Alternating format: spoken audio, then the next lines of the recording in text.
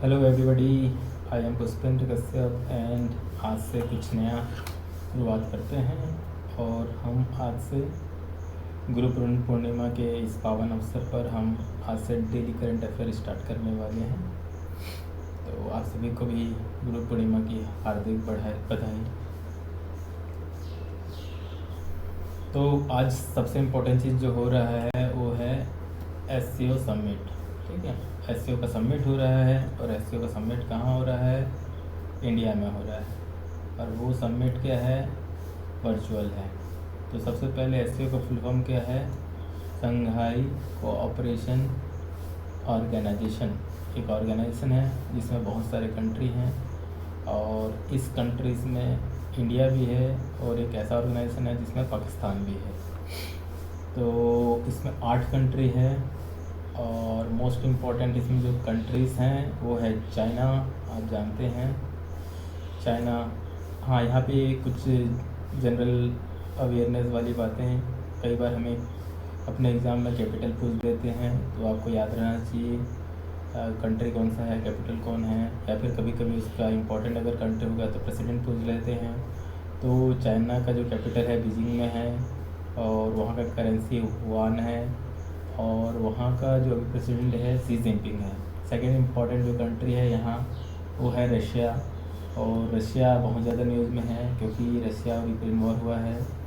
और रशिया का जो कैपिटल है आप सबको पता है मॉस्को है और उसका जो प्रेसिडेंट है व्लादिमीर पुतिन है।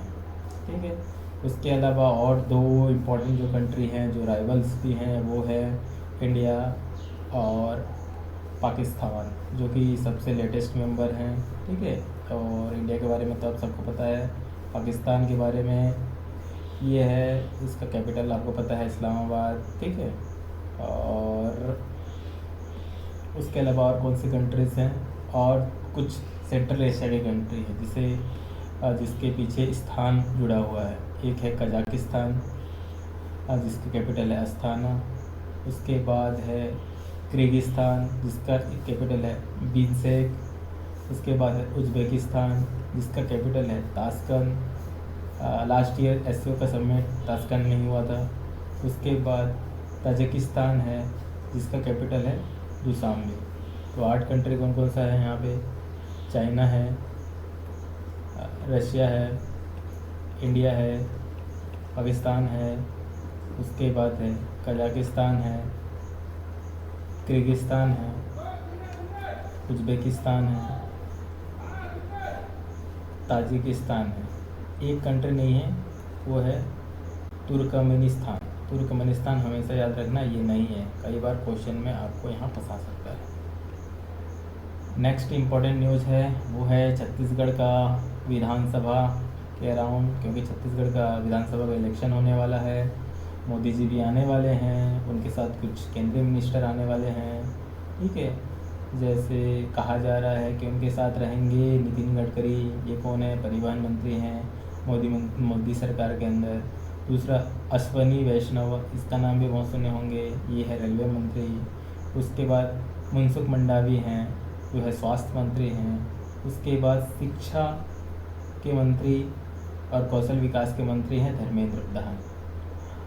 तो इधर भूपेश बघेल जी भी अपना बड़ा जोरों तोरों से तैयारी कर रहे हैं। ठीक है, कह रहे हैं कि हर वर्ग में काम हुआ है, लेकिन अपने को इम्पोर्टेंट कौन सा? ये न्यूज़ तो पॉलिटिकल है, इतना नहीं देखोगे तो चलेगा। इम्पोर्टेंट क्या है कि आपने जो विधानसभा में कौन कौन से अभी वर्तमान में नेता हैं, जैसे कि आपने राज्यपाल हमेशा याद रखिए विश्वभूषण हरिश्चंद्रन। उसके बाद अपने विधानसभा के अध्यक्ष जी हैं चरणदास महंत। मुख्यमंत्री भूपेश बघेल जानते हैं। उपाध्यक्ष हैं संत राम नेताम। उसके बाद आपका नेता प्रतिपक्ष हैं नारायण चंदेल। और हमारे जो संसदीय कार्य मंत्री हैं वो है रविंद्र चौबे। और प्रेजेंट सचिव कौन है छत्तीसगढ़ सरकार में? Dinesh Sharma. Next important news एक आई है कि छत्तीसगढ़ में राम जी को हमारे CM भाचा कहते हैं। तो राम जी को तो पॉलिटिकली कांग्रेस ने ले लिया है यहाँ पे। तो बीजेपी ने और कांग्रेस ने राम वन गमन पथ भी बनाया है, ठीक है ना, इसके बारे में कभी पढ़ेंगे। तो उसके अराउंड बीजेपी ने अभी क्या कर श्री यंत्र बनाने की कोशिश कर रहे हैं, और श्री यंत्र कहाँ पे बन रहा है? अमलेश्वरी मंदिर के सामने बन रहा है। और ये कौन से स्कीम के थ्रू बन रहा है, ये आपको याद रहना चाहिए, ये है प्रसाद स्कीम। और प्रसाद स्कीम का फुल फॉर्म है pilgrimage rejuvenation and spiritual augmented drive. ये एक तरह का जितना भी तीर्थ है उसको अच्छा से टूरिज्म पॉइंट से बनाने की कोशिश के लिए एक योजना भारत सरकार द्वारा। नेक्स्ट है दिल्ली एयरपोर्ट देश का पहला एलिवेटर टैक्सी वे यहाँ पे बनने जा रहा है, ठीक है। 15 जुलाई तक शुरू करने की तैयारी हो रही है। अब क्या होता है कि दिल्ली जानते हो, दिल्ली के एयरपोर्ट में बहुत सारे ट्रैफिक बहुत है। उसके बाद आपको एयर वे में लैंडिंग करने के बाद भी आपको जो उतरने की जगह तक आने में अच्छा टाइम लग जाती है, लाइन लगना पड़ता है। तो उसके लिए एक नया तरीका अपनाया गया है, जिसमें क्या है वो एलिवेटर्स बनाने की कोशिश किया गया है, जो एक तरह से एक वे प्रोवाइड करेगा, ठीक है। और एलिवेटर जो रहेगा ये भी एक तरह का वे होगा। उसके नीचे भले ही आपका साधारण जो है परिवहन जा सकते हैं, आ सकते हैं, लेकिन ऊपर में हेलीकॉप्टर या फिर जो हवाई जहाज़ हैं वो आके रुकेंगे। तो इसके कारण क्या है कि टाइम बचेंगे, और इसी तरह टाइम बचेंगे। और इसके अराउंड एक इसी क्या बोलते हैं नागरिक उड्डयन मंत्रालय के थ्रू एक योजना है जो कि बड़ा सक्सेसफुल भी है और चल रही है, जिसको उड़ान बोलते हैं। और उड़ान का 5.0 वर्जन भी आ गया है, मतलब उसमें मॉडिफिकेशन करते करते हम अच्छे पहुंच गए हैं। तो उड़ान जो स्कीम है उसका फुल फॉर्म है पूरे देश का आम नागरिक योजना, और ये रीजनल कनेक्टिविटी को बढ़ाने के लिए लेके आया गया है, ठीक है। नेक्स्ट क्वेश्चन है सुप्रीम कोर्ट के 5 रूम पेपरलेस होंगे। अब जैसे जान रहे हैं डिजिटल इंडिया का प्रोग्राम चल रहा है सरकार द्वारा, जितना हो सके पेपरलेस, फेसलेस, कैशलेस सोसाइटी बनाने की कोशिश कर रहे हैं। और इसी के मध्य में जो सुप्रीम कोर्ट के जो हमारे चीफ जस्टिस ऑफ इंडिया है DY चंद्रचूड़ जी ने कहा है कि अब जो कोर्ट का परिषद है उसमें क्या है कि जितने भी किताबें या तो फिर जो कागजात हैं वो ना रहेंगे, उसके जगह पे उस जगह को हटाया जाएगा और सब चीज़ वहाँ पे क्या है जो लेटेस्ट डिजिटल व्यवस्था है वो लेके आया जाएगा, ठीक है। तो ये एक तरह से का ई गवर्नेंस मॉडल के ऊपर जा रहे हैं। तो अगर कभी क्वेश्चन आ गया ई गवर्नेंस में तो जुडिशरी में भी ई गवर्नेंस आप लिख सकते हैं यहाँ पे। नेक्स्ट है एकता माल, ठीक है। सरकार का मुहिम है 1 डिस्ट्रिक्ट 1 प्रोडक्ट, ठीक है। तो हर एक राज्य में क्या है एक तरह का गुजरात में स्टार्ट हुआ था, उसमें एकता माल खोला गया था, जिसमें क्या है कि हर वो राज्य के छोटे लघु उद्योग वाले MSME वाले जितने भी हैं वो लोग अपना सामान बेच सकते हैं। उसी की तर्ज पे छत्तीसगढ़ में भी एक खोला जा रहा है, छत्तीसगढ़ में भी खोलने का विचार किया जा रहा है, ठीक है। और ये NRDA के अंदर इस प्रोजेक्ट को दिया गया है। और हाँ, छत्तीसगढ़ सरकार ने भी इस तरह का एक मुहिम स्टार्ट किया है जिसको सी मार्ट बोलते हैं, जिसमें एक तरह से महिला स्व सहायता समूह सेल्फ हेल्प ग्रुप जो है उनके जितना भी प्रोडक्ट है जो माइनर फॉरेस्ट राइट हैं, माइनस फॉरेस्ट राइट प्रोडक्ट हैं उसको भी बेचते हैं यहाँ पे हम। नेक्स्ट, राज्य का पहला ऑटोमेटिक फिटनेस सेंटर शुरू होगा, ये कहा गया है। कहाँ पे होगा? रावण भाटा पे जो RTO दफ्तर है उसमें राज्य का पहला ऑटोमेटिक फिटनेस सेंटर शुरू होगा। ये क्या है कि जो फिटनेस टेस्ट करते हैं वो चीज़ कहीं करने में बहुत टाइम लगता था और डेडिकेटेड कोई सेंटर नहीं था। अब क्या है कि एक टाइम भी कम बचेगा, एक सेंटर भी खुल जाएगा तो लोगों की सुविधाएं होगी। और पब्लिक डिलीवरी में आप क्वेश्चन मतलब लिख सकते हैं यहाँ पे।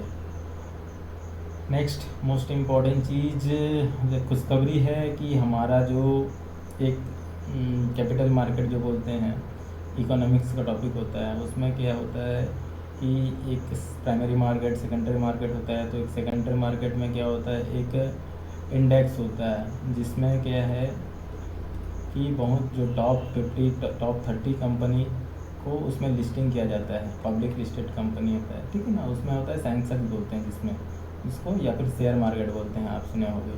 तो इस बार जो मार्केट है, जो सेंसेक्स का जो है, पहली बार 65,000 पहुँच गया है। और ये क्यों हुआ है? ज़बरदस्त तरीके से इन्वेस्टमेंट किया है। किसने इन्वेस्ट किया है?